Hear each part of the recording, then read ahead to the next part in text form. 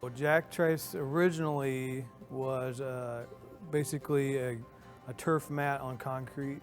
In 1996, Mike Andreessen was hired on, and he converted it to 100% Kentucky bluegrass.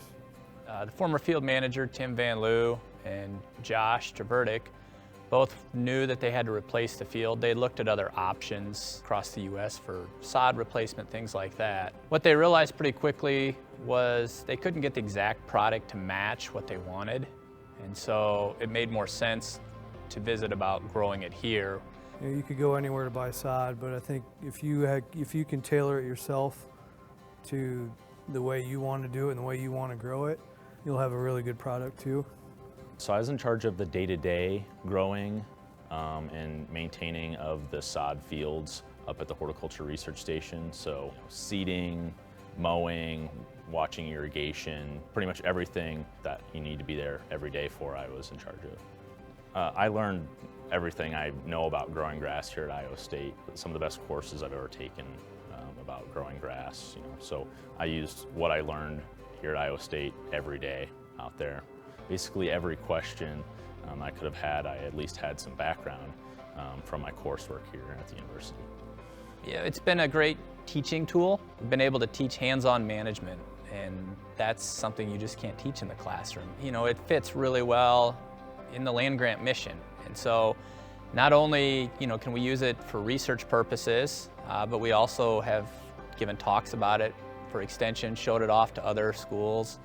And so that's really unique as far as that goes. And not every school has that ability to have all of those tools and resources right here. And so the fact that we could grow our own football field is really exciting. And it'll be really fun to see. We've never done something like this ourselves. We build a lot of different athletic fields, but this one is the first of its kind for us as well as the university. So we knew it would be a challenge, but we were willing to take part in it.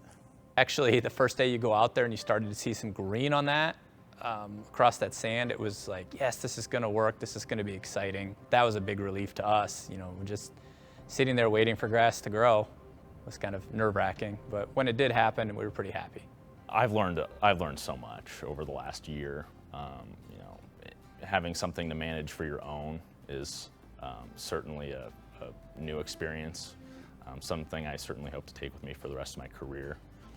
I'm most proud of all of our alumni that were a part of this project. Really kind of a homegrown effort to bring in all of these people that are formerly out of the turf program and had been so involved. To be able to grow a product that is of quality so close to Jack Trice Stadium itself is certainly something that I'm proud of. No one has ever really done this, especially no university has really grown their own sod successfully and then used it on a game field within a year. And I think we've proven that it's now possible and you can have a really great product. Well, when they put Jack Trice to turf the first time, that was when we were building Ryman Gardens, and I was managing Ryman Gardens in those days. So I watched the turf grass go in down there, and it was quite a sight. It makes it really special knowing that we're actually supplying the turf to Jack Trice. Yeah, I'm excited about it. It's a very high quality sod, and it's nice to know we've been a part of all of that. To me personally, this means a lot. I'm a diehard Cyclone football fan. I'm in the stands for every home football game, so the fact that I can tell my friends and family that I helped build the field is pretty special to me. It'll be a very stressful first 5 minutes of the game for sure, but I'm very excited about it. Obviously, that's the end goal, is to have a surface that we think is safe and aesthetically pleasing. So being able to provide that for Iowa State University is going to be very exciting.